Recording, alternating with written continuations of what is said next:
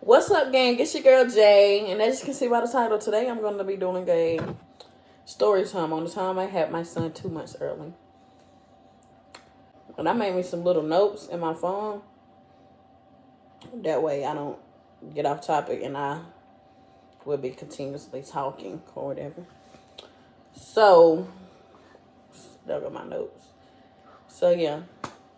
So, let's get into the video. But before I get started, make sure you like, comment, and subscribe so you can have, baby, we're going up all 2023. Yeah. We up there and stuck. So, yeah. And make sure you comment in some video ideas in the comments down below. I don't know why I'm looking at this side of the camera. It's just a habit. It all started when I was at work. At the time, I was working at Jack in the Box. They had me doing the window, handing out the food, ringing up the food, doing all this, bagging the food and all that. So, I'm like, I'm hurting so bad. So, I'm like, can I go home? They said, we need you. So, about an hour passed of my shift. I'm like, I really want to go home because I'm hurting. I'm not feeling too good. I'm feeling sick. I'm hurting. So that's when they finally like, my bad. So they finally like, yeah, you can go home. I had an attitude before I left anyway because why is y'all not letting me go home? I'm pregnant. I'm ready to go home and I'm hurting like constantly. It's not like, boom, I'm hurting. Oh, it go away. No, I'm like hurting like to the point where I'm just standing in one spot the whole time. Somebody else having to come and help me do my job. But, of course, that didn't stop me from doing anything. So, I go home. I get angry or whatever. I get mad. And when I get mad, if you don't know me, I get mad. I get to moving stuff around. It's like I kind of got OCD, but I ain't gonna lie, I got OCD. I want stuff to be a certain way, so I go home. The kids don't went in my room, messing up my stuff. So I'm like, oh my God. So I get to picking up my bed, moving my bed around, moving the kids' beds around, just moving everything. And then that's when, oh yeah, and mind you, I was moving my bed by myself. Moving TV, dresser, all that by myself. Because, baby, no. I'm going to do it. I want it done now, so I'm going to do it. I'm not waiting on nobody to come do nothing for me. I'm going to do it. So, next thing I know, I'm moving something. And it's like a gush of fluids just come out. So, I'm like, oh my God, I just peed on myself. Whole time I'm going to the bathroom like I got to pee again. It's just fluids just dripping down my legs. I'm like, I'm still peeing. But my sister was there, thank God. Shout out to Shani. Yeah, my girl got 3 kids now. But yeah, shout out to Shani. She was there to help me out with this. So I was having fluid. She like, Fat, are you sure that you peed on yourself? Because you're pregnant and you in here moving around a whole bunch of stuff. I'm like, let me go check. So she said, go to the bathroom and see. So I go to the bathroom. The fluid's clear and it's still constantly coming out. So I'm like, I know what to do, Shani. So I'm just going to put on a pad and see if I fill the pad up. So I put the pad on. And my heart hit itself. Go back in there moving stuff. She said, I'm gonna finish it for you, Fat. Just do this. I'm like, I'm gonna help you because I want it to be done the way I want it to be done. So we go on to still fixing the bed and stuff, moving the stuff around. Turn around, go to the bathroom. The pad's soaked. So I'm like, okay, I'm gonna try this again. So I go put on another pad. And then that pad gets soaked up again. So I'm like, you know what? I'm just about to pack me and the kids up hospital bag because me and my 3 kids are about to go to the hospital because I'm not dropping off my kids with nobody so they can keep calling me, oh, fat, it's time for you to come get your kids. Your kids getting on my nerves, like this, that. So I'm pack my kids up a diaper bag and we're going to the hospital because they try to keep me in the hospital. My kids are staying with me. Ugh. So I packed up our bags, got the kids on some clothes, we got ready to go to the hospital or whatever. So, of course, Shunny drove me there. Shunny drove me and the kids to the hospital or whatever. So we get to the hospital. I'm trying to check in. They telling me, oh, the kids can't come in or whatever. So I'm like, my kids can't come in. At the time, it was COVID. That's the thing. COVID was going on around the town. So they told me my kids can come in. I just lip gloss this, but it keep going away. That's why I keep putting more on, if y'all not noticing.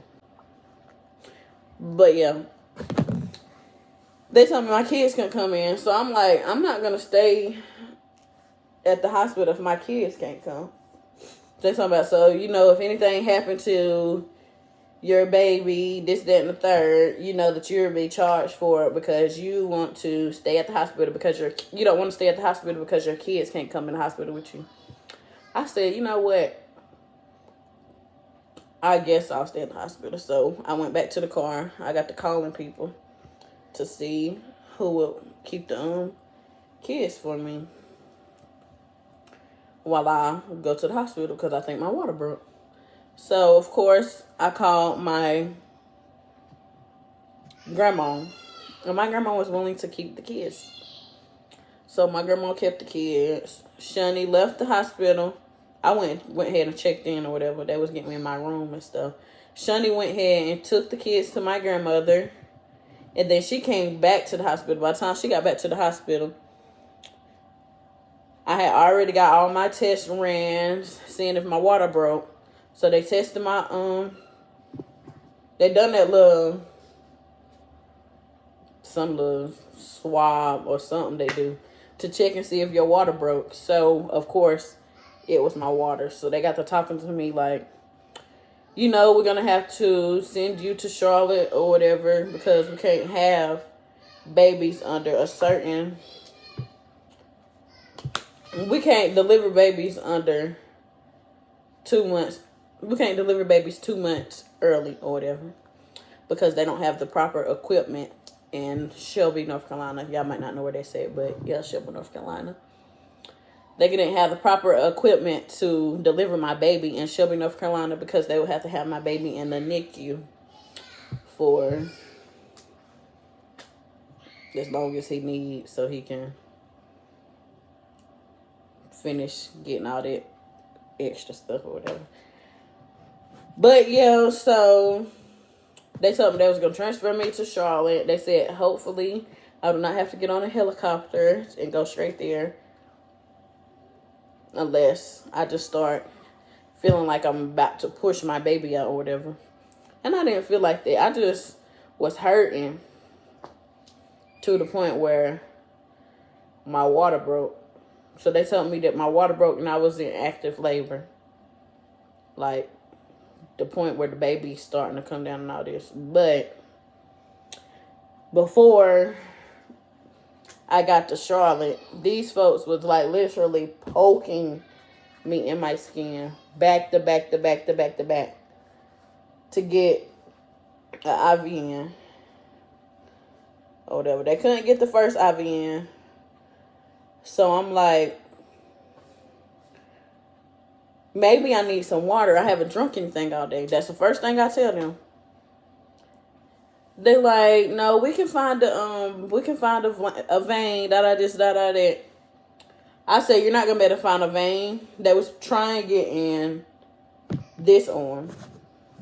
When I go get blood took, they usually use this arm and they get all the blood that they need from this arm. But the last time when I had Autumn, they had to put the IV in my hand. And they put the IV in my hand when I had Jamari. So I'm like, why you don't just try to put the IV in my hand? Because that's what happened the last 2 times I had my babies. I had to get my IV in my hand. Oh, it's policy, this, that, and the third, so they can't put the IV in my hand. So I'm like, okay, well, they done that a couple years ago. They was doing it. So why you can't do it? Or whatever. So she just constantly keeps sticking me. I'm like, ma'am, you're not gonna find a vein. Can you please, please stop. Baby, this hurts. It hurt. Come on. So that's when that nurse left or whatever. And I told the new nurse that came in was coming to take some blood. I said, can I get a cup of water? I told the other nurse I need a cup of water or something so I can get my veins to come up.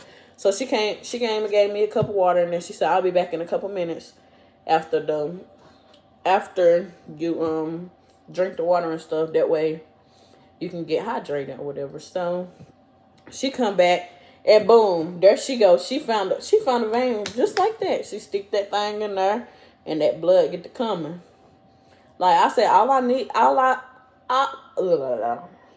I told this woman I needed some water, but she didn't want to believe me. So now I'm about to be seeing her skin all bruised up.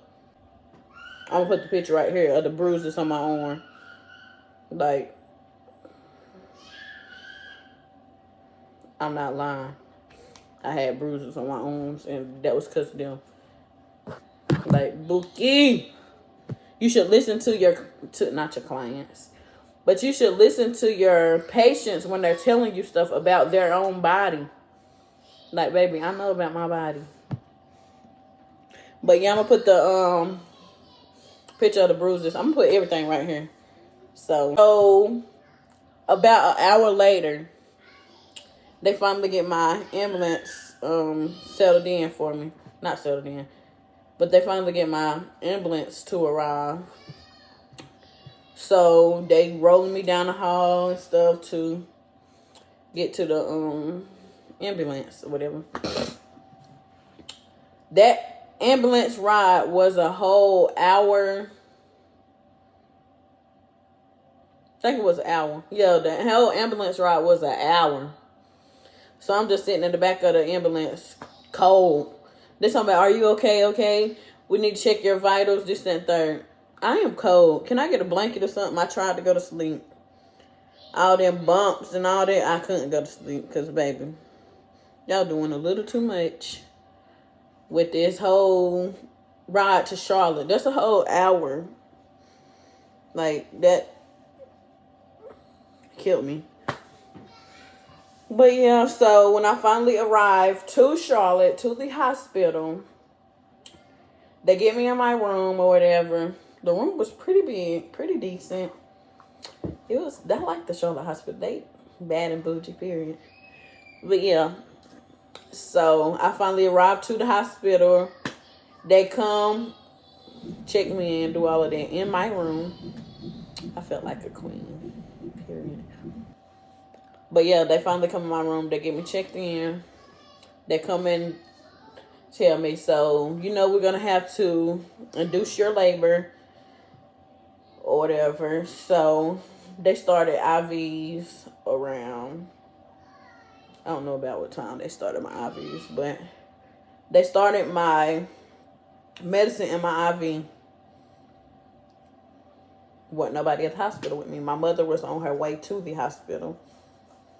So when they started that, my mother was on the way to the hospital, and then that's when the first dose ain't really do nothing. So by the time they got ready to give me the second dose, my mom arrived to the hospital, and that second dose was a little dangerous. I got to hurting a little bit more. Dang. I don't use this out because it ain't no good. But the second dose was a little dangerous. I already said that probably.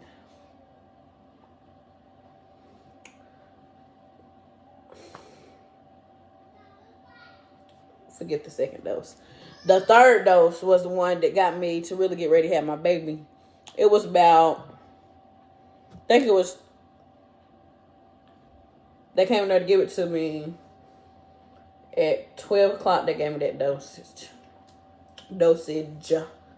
They gave it to me at 12 o'clock. So I'm just in bed like, oh, I'm hurting. I'm hurting. Mind y'all,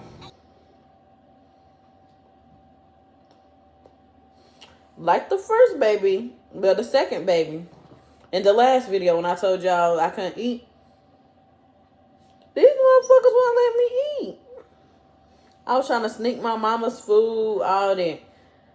And then they come, oh, you can only have a popsicle. Bookie. I don't want no popsicle. I want no burger. Yeah. But yeah, they wouldn't let me eat. So I'm like, okay. Here we go again. Can't eat nothing. So yeah, I'm just laying there hurting, hungry. It gets about 2 a.m. 2 a.m. I'm hurting like hell. So around 2:30 something, I keep calling the nurse in there. Because my mama called the nurse in there the first time. Talking about my daughter said she got the poop, did this, that. So I'm like, tell that woman to come here. She talking about tell her it's just the medicine and the baby's working his way down, this, that. So they come in there, check my cervix. That shit hurt. That's the worst part about having a baby, to be honest. Checking your cervix. But I'm glad it was a female because it didn't hurt that bad. But a male, them fingers feel like about 4 fingers at one time. Them motherfucker big. But yeah, so she come check my cervix. Oh, you're not quite there. This, that. So me, like always, I'm a push. I don't give a damn. If I feel like my about to have that baby, I'm gonna push that baby. So she like, you're not quite there. And then she kept trying to leave the room. So I called her back in there. And this time, I'm not letting my mama talk to y'all nicely. I called her in that room. Bam, I feel like I'm about to push this baby out. Can you call the nurse in here? Period. So she called the nurse in there. All the nurses rushing there. Oh, you're not quite there. You're not quite there. This, that. All right, y'all stay right here. I'm going to show y'all quite there. Somebody said, please don't push. Please don't push. Oh, I'm already pushing. And then she going to say, you don't need to be pushing. I said, what I say? I was cussing him out. I was like, I don't had 2 kids. I know when it's time for me to push. I'm not slow. I know when it's time for me to push this baby out. And I feel like it's time for this baby to come out. So, period. Get this baby up out of me. So, she keep on saying the same thing. Bookie, you stand right there and watch me push this baby out then. I told him, I already had a baby at home, so I wouldn't mind pushing a baby out on my own again. So, yeah, that's exactly what I done. I kept pushing. And then that's when they like, the woman get down there. And she like, oh, I see blood. Or whatever. Because I'm pushing Bookie. Y'all know you see blood. So, it is 2:50. I would say 2:58, whatever. So they getting the table ready or this, that whole time. I'm still pushing this baby. So 2:50 something. They get the table ready. As soon as she sit down, she's like, when you feel a contraction, get the pushing. Okay, that contraction come up, I'm pushing. So by the time I get the pushing, well, forgot. They told my mama's boyfriend, you can step out the room. So by the time he get to the door, get ready to go out the door, she said, we see the baby head. Give me one more big push. Baby out. He said, damn, you just started pushing and the baby already out. So it took me 1 minute to get my baby out. Damn! Because I was pushing the whole time. They didn't know that. But I was pushing the whole time because, baby, don't tell me not to push. Because I'm going to push when I feel like I got to push. I don't need you nurses to do nothing but be down there to get ready to catch the baby. So, had the baby. I'm going to put the picture right here of me holding my baby for the first time. That's the only time I got to hold him. And it wasn't nothing but for like a second or two. They took the baby, put the baby in the NICU thingy, and brought the baby to the kids hospital. They brought my baby to the kids hospital. I didn't even get to feed my baby. I didn't get to do none of that. So they like, are you gonna be doing breastfeeding or bottle? I said I'm gonna do breastfeeding and bottle if I can't produce enough milk, because I'm not gonna be able to produce enough milk and I'm away from my baby. I ain't even get to do the hour skin to skin with my baby. So how am I going to produce any milk for my baby? So the first thing they do is take the baby to the NICU, get a baby a passy and a bottle or whatever. So I'm in my hospital room trying to get some milk or whatever. I couldn't get no milk at all. So they said sometimes it helps if you go down to the baby's room and like be around the baby and try to pump. I wasn't doing that. So I go down to the baby's room and my baby is in a little box, see-through clear box. Well, not a box, but it's a neat cute thing. I'm like, what the hell? And it got 4 little holes, 2 on this side and 2 on this side, so you can reach your hands in there and touch the baby or whatever. So I'm like, can I touch my baby? They say yes. So I reached my hand in there and I touched my baby. But at first I was just taking pictures of my baby because I was scared. Like, the hell is going on? So, nasty food they tried to feed me. That food gonna be right here. That's nasty. Don't try to feed me no dog food, because that's exactly what it looked like and tasted like. I set that food to the side and called my papa, I'm hungry. And they trying to feed me some dog food looking food. I'm not eating this. And of course, the sport brat that I am, my papa sent me money for crab legs. But I didn't get my crab legs till a couple days after I got off the hospital. So I'm like, but yeah, that's a story for another day. So, like I said, as they discharged me, I had to figure out if I was gonna go home all the way an hour away from the hospital, leave my baby at the hospital, or stay in the Ronald McDonald home. But the thing with the Ronald McDonald home, you had to be with your baby daddy at the Ronald McDonald home. And he was working at the time, so he wasn't going to be able to come to the Ronald McDonald home. So that was not an option. So I only had to go home, figure out gas money every single day, because that ride takes up a whole bunch of gas.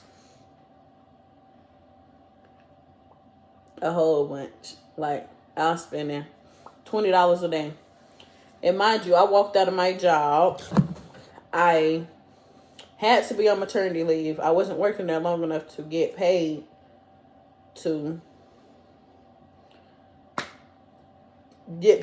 my maternity leave. And I don't even think fast food restaurants pay you to do that unless you're a manager.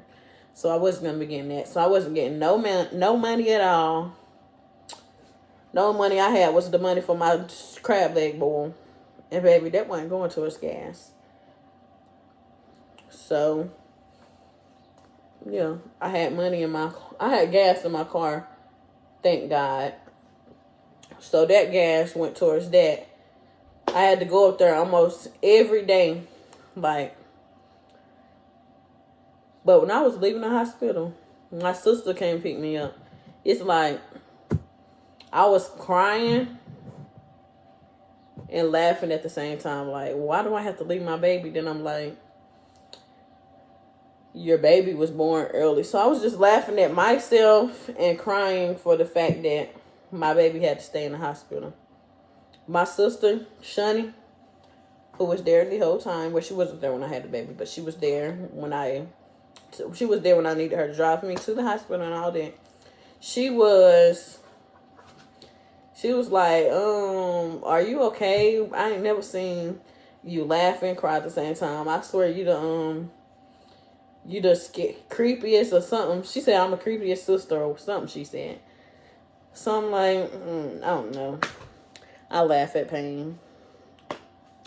So I'm going back and forth to the hospital to see him. The first time I went, he had a feeding tube.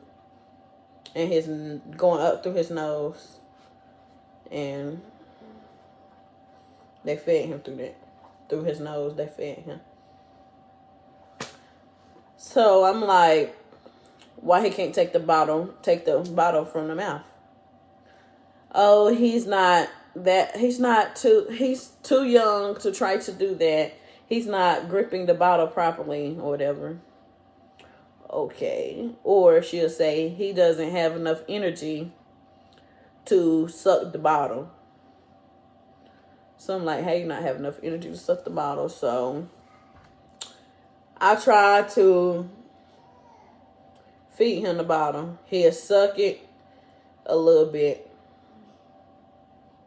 And he'll go to sleep like he doing. Like any other baby would do. So tell me why they tell me my baby got to drink the whole bottle. First of all, my baby is 2 months early. They say the baby's stomach is the size of the fist. Imagine a premature baby's fist. Tiny. What do a little premature baby look like drinking a whole 2-ounce bottle? They was just sounding slow. It's like they was just giving me the runaround like why I can't take my baby home. Da da this, da da that. So I got to the point where every time it was time for my baby to feed, I'm on the way to the hospital so I can feed my baby. He didn't take it because he's not hungry anymore, man. He just drunk. He drunk all he could. He's not hungry anymore. So that's when it came to the point where they was like, "Oh, you can bring your baby's car seat, cause before he comes home, we have to do a what they call it, car seat test, basically to see if the baby can keep if the babies can keep their temperature and keep their oxygen. Excuse me." Keep their oxygen and stuff while sitting in a car seat. So he passed that. It come time for him to come home. Oh, he can't come home yet because because he has a heart murmur or something. So he have to do tests on that. So I let them do them tests or whatever. Then the next day he finally get to come home. Oh, there was nothing wrong with his heart. It's just because he's premature. All this stuff is because he's premature. Like, I do not know this. So we finally get home. He gets to meet his siblings. I'm going to put those pictures right here. I was so happy to pick up my baby or whatever. And then after hospital life, I'm just going to put a little slideshow of him and growing up and all of this. And he's walking and all of that. But yeah, that will be the end of the video. Make sure you like, comment, and subscribe so you can get more content like this. When all of my sweet girl turned black, what do I do? Having problems with mom, so I think she hated it.